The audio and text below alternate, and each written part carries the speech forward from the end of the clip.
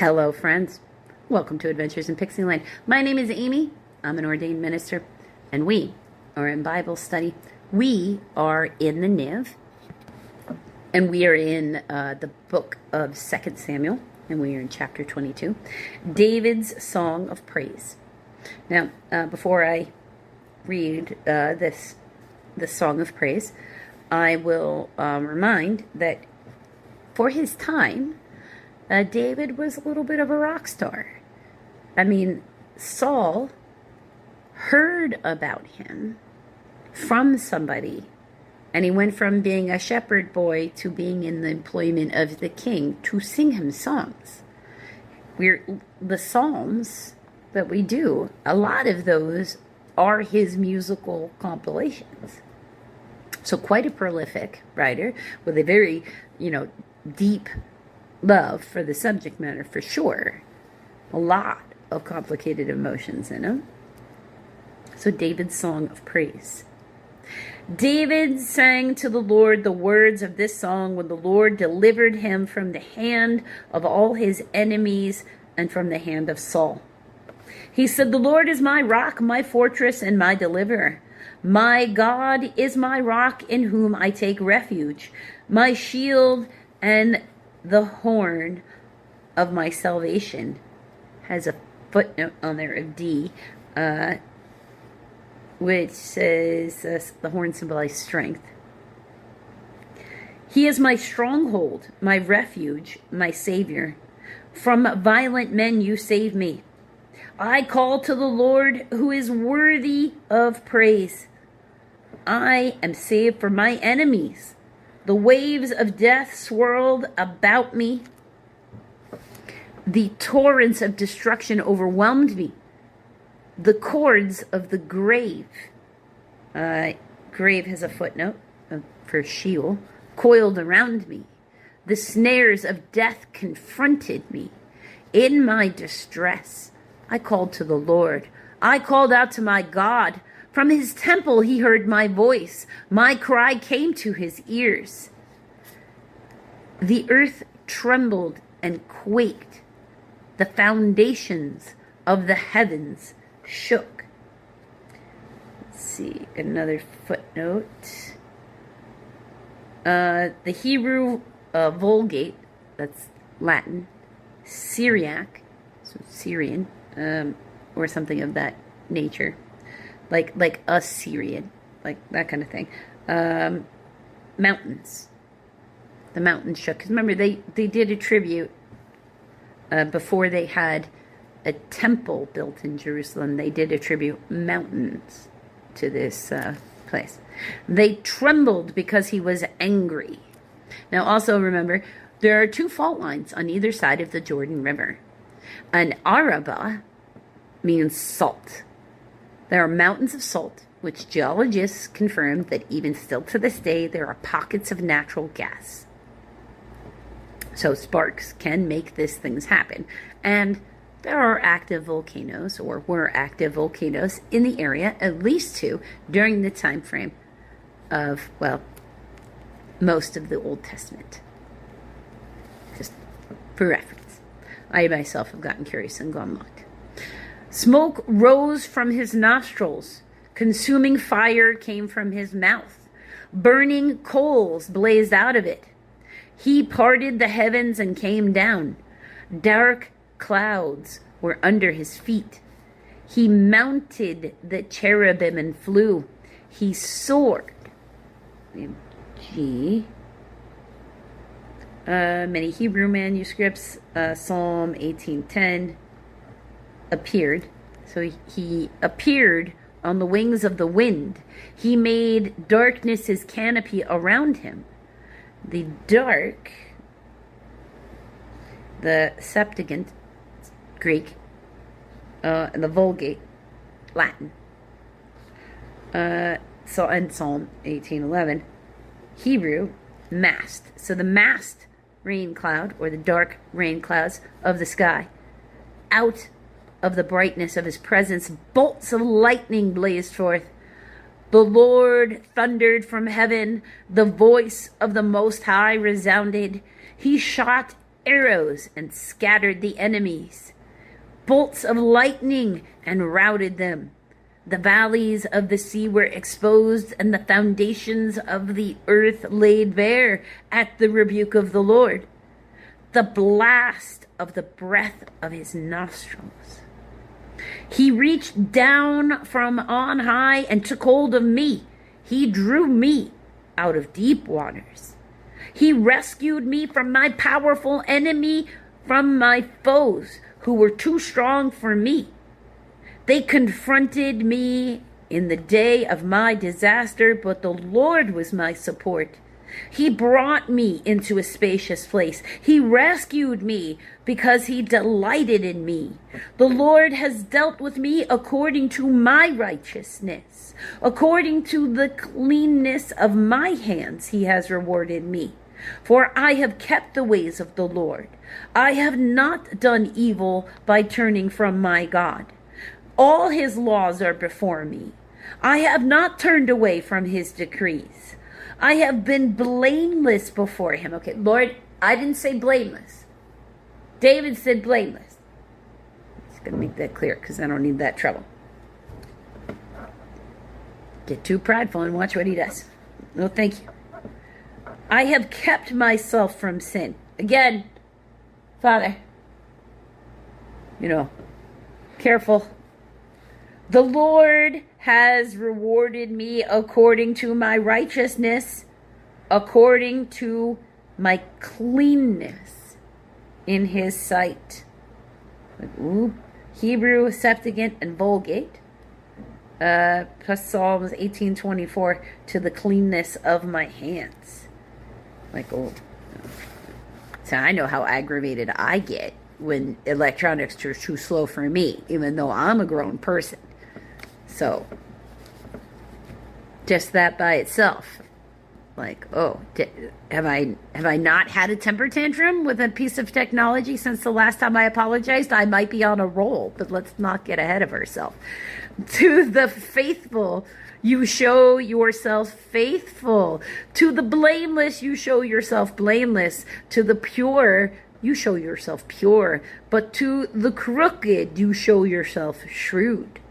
You save the humble, but your eyes are on the haughty to bring them low.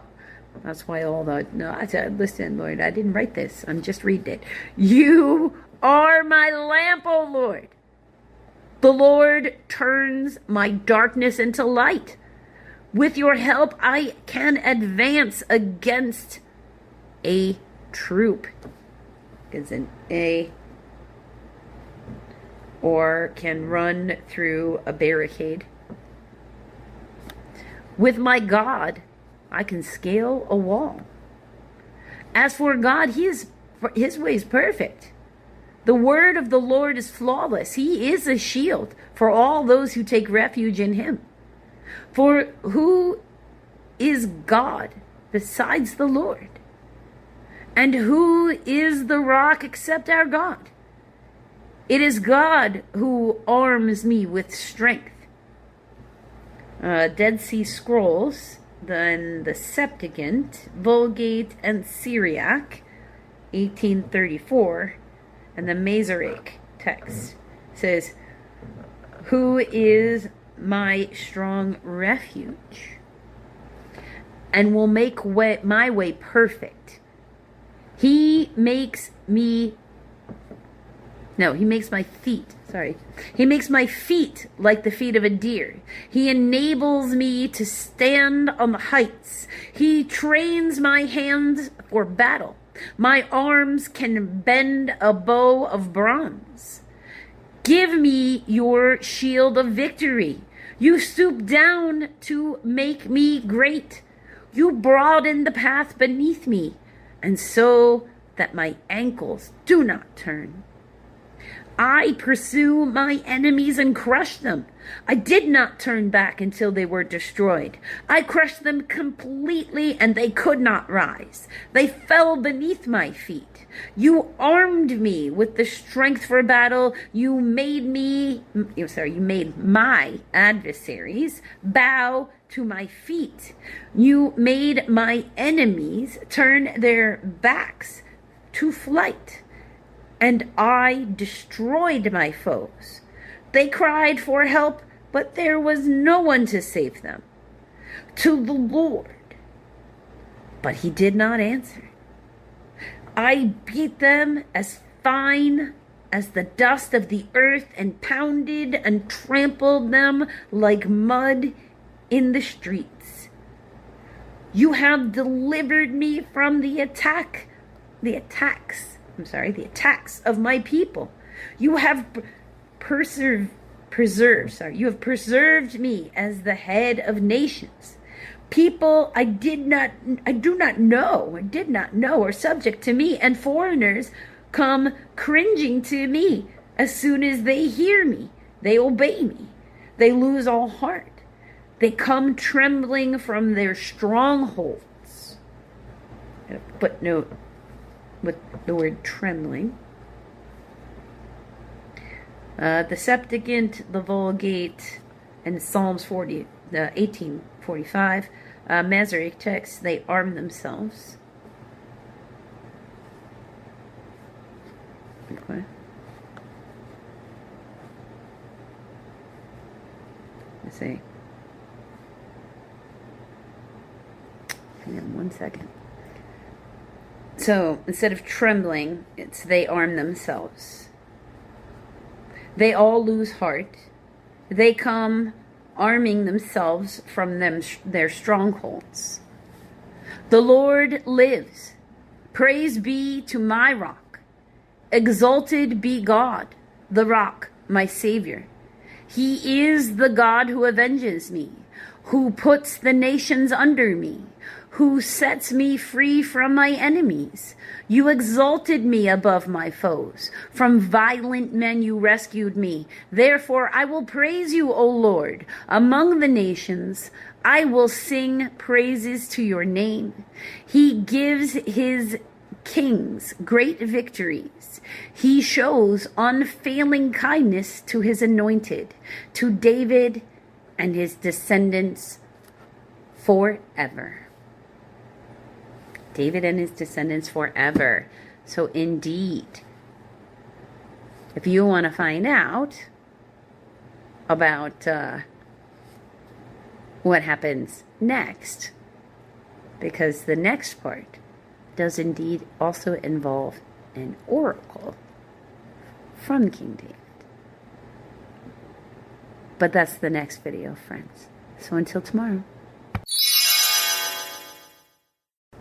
Hello, friends, and welcome to Adventures in Pixieland. My name is Amy, and I am an ordained minister, and we are in Bible study. We are in the book of 2 Samuel, and we are reading chapter 23. So let's get started. The last words of David. These are the last words of David, the oracle of David, son of Jesse, the oracle of the man exalted by the Most High, the man anointed by the God of Jacob, Israel's singer of songs.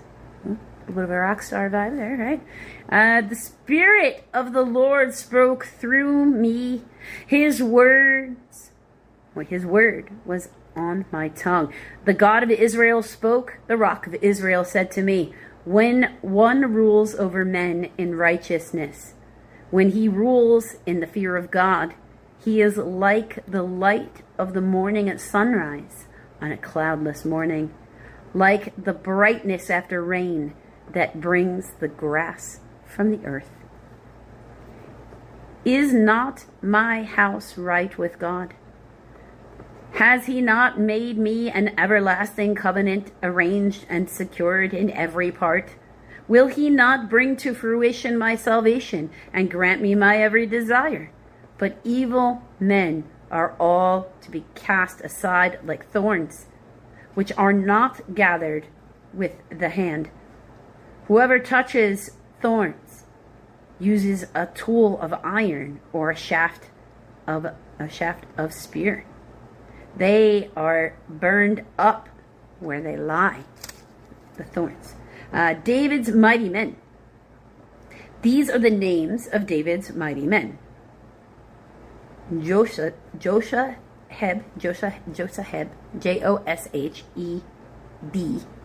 dash, Bashebeth, Bashebeth. That gives a footnote of E. Hebrew, the Septuagint manuscripts suggests this is Bosheth, that is Ishbaal, or also known as Joshobim, Jashobbeam.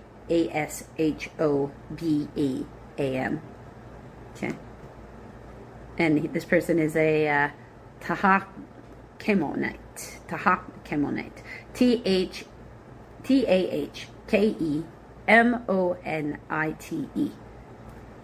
which also has its own footnote of F, probably a variant of Hakomonite, Hacmonite. Okay, was the chief of the three. He raised his spear against 800 men, whom he killed. Got a footnote of G. The Septuagint manuscripts, also First Chronicles 11:11, Hebrew and other Septuagint manuscripts 3. It was Adino, the Ezionite, Adino, Eznite, Ezionite, who killed 800 men in one encounter. Next to him was Eleazar, son of Dodai, the Ahohite. Dodai, Ahohite, Ahohite. As one of the three mighty men, he was with David when they taunted the Philistines gathered at Pas Daim. P-A-S, separate word, D-A-M-M-I-M, which has a footnote of H. That is First Chronicles 11:11, and Hebrew, gathered there. Just gathered there, apparently. This means gathered there for battle, instead of maybe a location. Then the men of Israel retreated, but he stood his ground and struck down the Philistines till his hands grew tired and froze to the sword. The Lord brought about a great victory that day. The troops returned to Eleazar, but only to strip the dead. Next to him was Shammah, Shammah, son of Agee, Agee, the Harite, Harite. When the Philistines banded together at a place where there was a field full of lentils, Israel's troops fled from them. But Shammah took his stand in the middle of the field. He defended it and struck the Philistines down, and the Lord brought about a great victory. During harvest time, 3 of the 30 chief men came down to David at the cave of Adullam, Adullam, while a band of Philistines was encamped in the valley of Rephaim, Rephaim, at the Philistine garrison. No, at the time that David was in the stronghold and the Philistine garrison was at Bethlehem. David longed for water and said, "Oh, that someone would get me a drink of water from the well near the gate of Bethlehem." So the 3 mighty men broke through the Philistines, drew water from the well near the gate of Bethlehem, and carried it back to David. But he refused to drink it. Instead, he poured it out before the Lord. "Far be it from me, O Lord, to do this," he said. "It is not the blood of men who went at the risk of their lives." Oh, is it not the blood of men who went at the risk of their lives, and David would not drink it. Such were the exploits of the three mighty men. Abishai, Abishai, the brother of Joab, son of Zeruiah. I cannot pronounce that like fluidly. Zeruiah. He was chief of the three. He raised his spear against 300 men, whom he killed, and so he became famous as the three. Was he not held in greater honor than the three? He became their commander, even though he was not included among them. Benai, Benaiah, son of Jehoiada, Jehoiada, was a valiant fighter from Kezbel, Kabzeel, who performed great exploits. He struck down 2 of Moab's best men. He also went down into a pit on a snowy day and killed a lion, and struck down a huge Egyptian, although the Egyptian had a spear in his hand. Benaiah went against him with the club. He snatched the spear from the Egyptian's hand and killed him with his own spear. Such were the exploits of Benaiah, son of Jehoiada. He too was famous as the three mighty men. He was held in greater honor than any of the 30. But he was not included among the three, and David put him in charge of his bodyguard. Among the 30 were Ashiel, son of Joab, Elhanan, so Ashiel, Asahel, Elhanan, Elhanan, son of Dodo from Bethlehem, Shamiah, the Harodite, that's Harodite, Ilka, the Harodite, that's Elika, Helez, Helez, the Palatite, Paltit, Erath, son of Ikish of Tekoa, Ira, Ikish, Ikkesh, Tekoa, Tekoa. Pardon me there. Abiezer, Abeizer, from Anototh, Anathoth,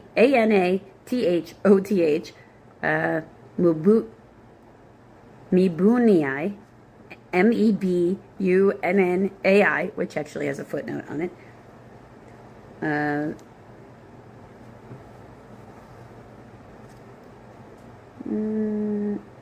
Okay.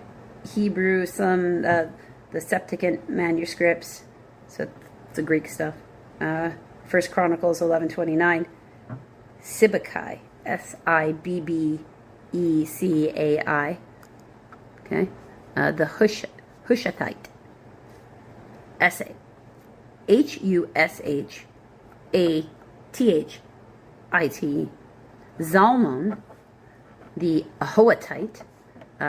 Maharai, the Netophatite, like Zalmon, Zalomn, the Ahoatite, Haohite, Maharai,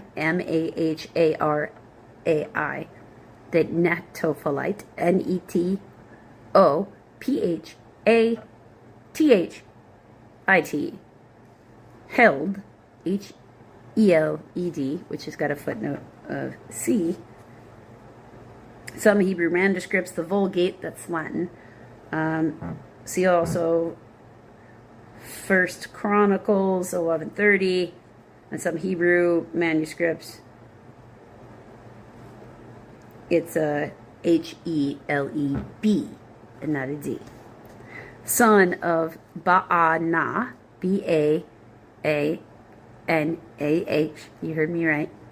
the Netophathite. Again, Netophathite.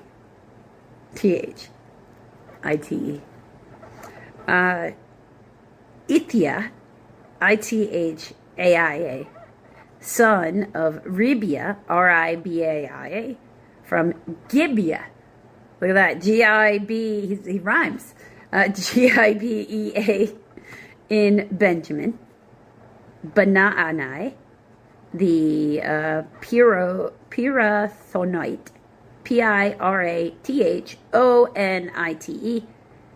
Hiddai, Hiddai, which has a footnote of D.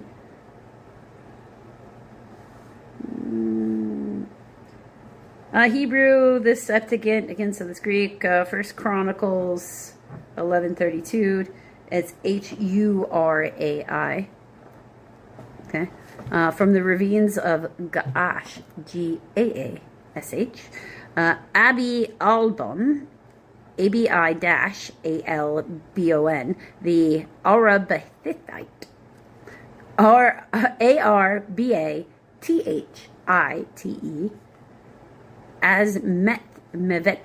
Asmaveth is like death translation.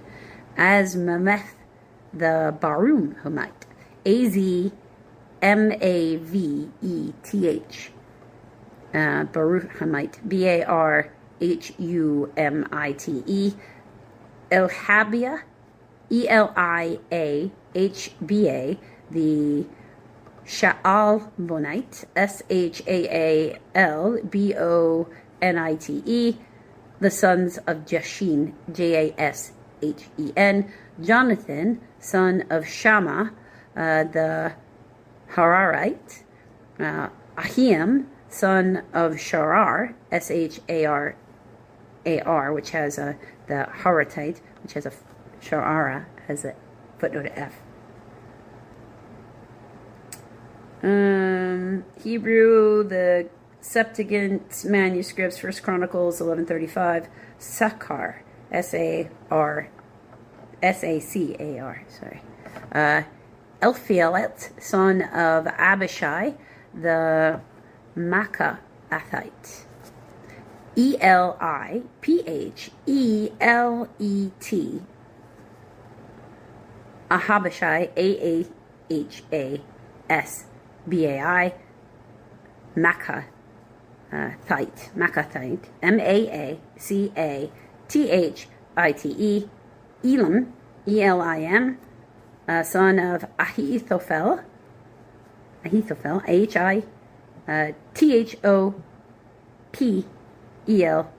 the Gileonite, Gilonite,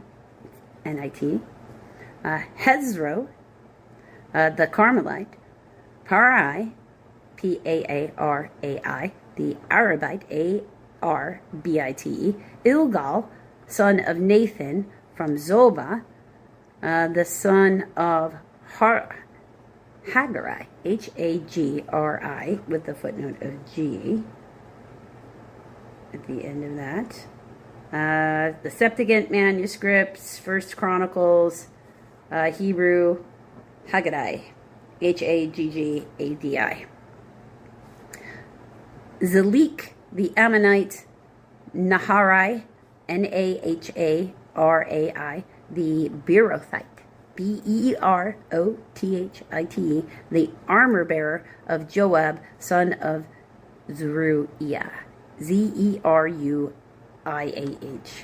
Ira, the Ithrite, that's Ithrite, Gareb, Gareb, the Ithrite, and Uriah, Uriah, the Hittite. There were 37 in all.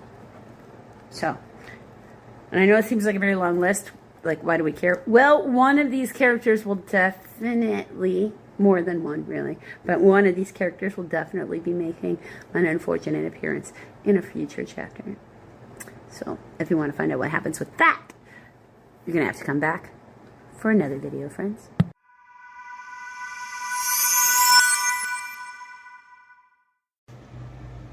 Hello, friends. So, Bible study, the Niv, John.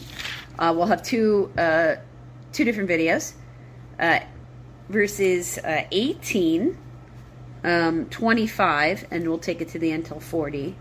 And the next video we'll do 19, verses 1 through 22. So in this sort of backstory, Jesus has already been arrested. He's already been seen by Caiaphas. Peter has denied him once. This first, so the two parables that we're covering for here, the first one is called Peter's second and third denial. The next one is called Jesus before Pilate. So, as Simon Peter stood warming himself, he was asked, "You are not one of his disciples, are you?" Remember, he's trying to be a fly on the wall, and Jesus has already told him, "You will not die with me today. You cannot die with me today, because this is not war with soldiers swinging swords. I need you to live so that the ministry continues." So he's already been told what his marching orders are. He denied it, saying, "I am not," all of which, of course, Jesus has already told him to do. One of the high priest's servants, a relative of the man whose ear Peter had cut off, challenged him. "Didn't I see you with him in the olive grove? Like, aren't you the dude who cut off my cousin's ear or something?" Again, Peter denied it.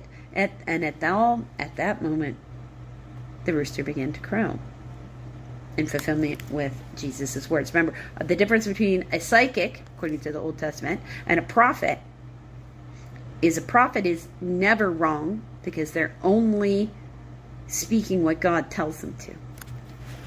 Whereas for a psychic is seeing the probable future.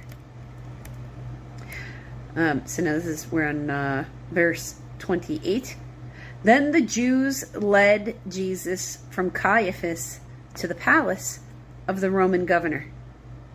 By now it was early morning, and to avoid ceremonial uncleanliness, the Jews did not enter the palace, as they bring somebody to the Romans to be killed. They won't enter the palace, so they're not unclean. They wanted to be able to eat the Passover. So Pilate came out to them and asked, "What charges are you bringing against this man?" So remember, it's early morning here. Pilate, he's just woken up. He doesn't need this rebellion. He's Roman, so he's Italian, because that's what being a Roman means. It's just in this particular thing, it's a particular type of Roman. So, you got to think of him like, in this, he's a governor. So just try to imagine if you were the governor of New York or something. Right, because New York's got a lot of Italian people. It's got a lot of Jewish people. So just, you can imagine that kind of interaction between these two cultures. It still goes on today all over the place. And in fact, in the tri-state area where I'm originally from, it's not even uncommon for those two cultures to intermarry with each other these days. In that area, it's what happens: a Catholic with a Jew, an Italian Catholic with the Jew. Happens all the time. So you can just, this it's such an old connection. he's like, "What is this? I haven't even had my coffee yet. What are you bringing me?" Because he just doesn't need trouble. Caesar does not want rebellions. The Romans are here long term, so he's got a political career to think about, and he doesn't need any trouble. And they don't want anybody down their side. The Jews are like, "Don't take away our religion." And the Romans are like, "If we keep having rebellions, we will." That's the political dynamic that's going on. So they want him to do their dirty work for him. He's like, if he weren't a criminal, they replied, "we would not have handed him over to you. Just do what we want." Pilate said, "Take him yourselves and judge him by your own law." You trying to bring me your trouble. Take this. I don't want no part of this. But we have no right to execute anyone, the Jews objected. This happened so that the words that Jesus had spoken, indicating the kind of death he was going to die, would be fulfilled. And so there wouldn't be enough to punish me in any way. They're going to kill me. And he told his followers that. Pilate then went back inside the palace, summoned Jesus, and asked him, "Are you the king of the Jews?" He's like, let's cut to the chase. I don't have time for this. What trouble are you bringing me here? Is that your own idea? Jesus asked. Or did others talk to you about me? Like, who do you think I am? Like, use your senses. See what's really going on. He's like challenging Pilate to see the energy under the energy. Am I a Jew? Pilate replied.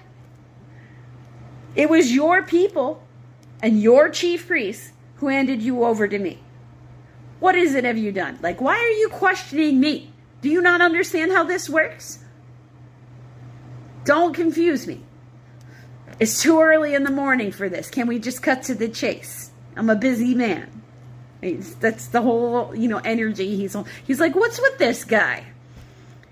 Jesus said, my kingdom is not of this world. If it were, my servants would fight to prevent my arrest by the Jews. But now my kingdom is from another place. So Pilate's like, what? So you are a king then, said Pilate. Jesus answered, you're right in saying I'm a king. In fact, for this reason I was born. And for this reason I came into the world, to testify to the truth. Everyone on the side of the truth listens to me. So Pilate's like, who is this guy? What is the truth? Pilate asked. With this, he went out again to the Jews and said, I find no basis for charges against him. He's like, this guy's a weirdo, but we don't kill them just because they're weirdos. Take your weirdo back and go do what you want with him. But it is your custom for me to release one prisoner at the time of Passover. Do you want me to release the king of the Jews?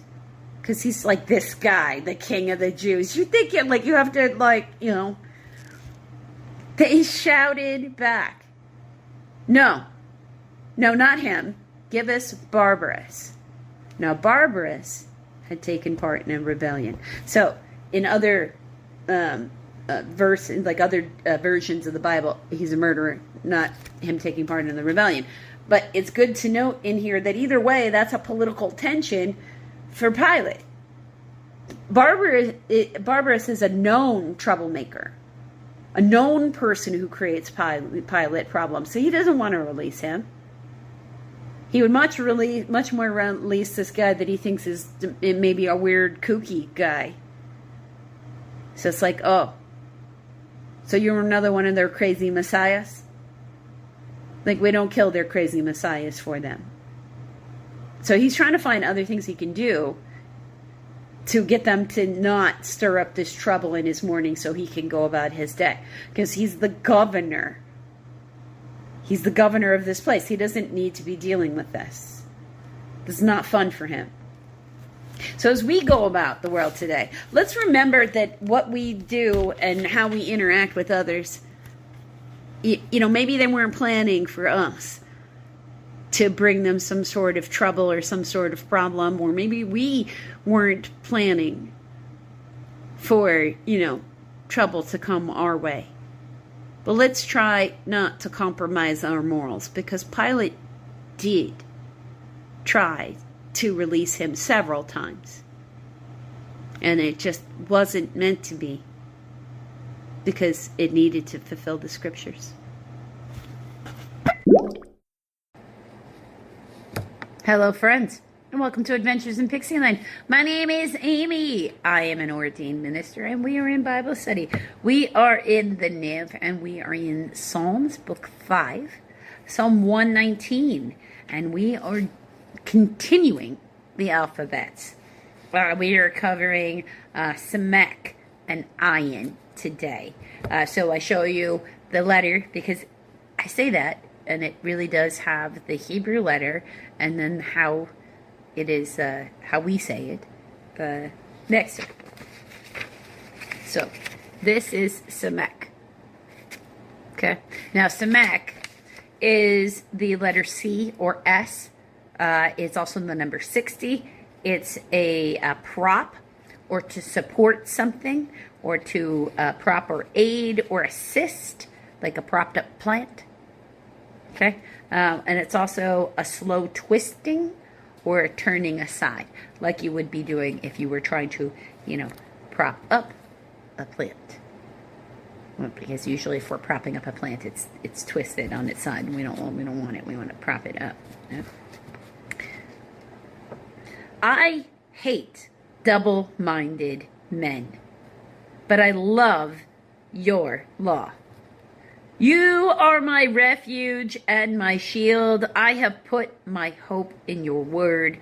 Away from me, you evildoers, that I may keep the commands of my God. Sustain me according to your promise, and I will live. Do not let my hopes be dashed. Uphold me, and I will be delivered. I will always have regard for your decrees. You reject all who stray from your decrees, for their deceitfulness is in vain. All the wicked of the earth you discard like dross. That's like the refuge when you're like smelting things that aren't that they don't have any value, no good. Therefore, I love your statutes.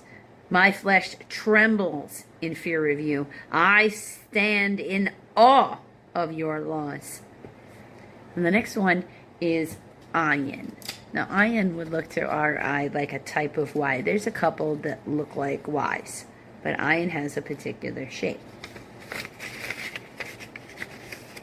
And it's a subtle difference.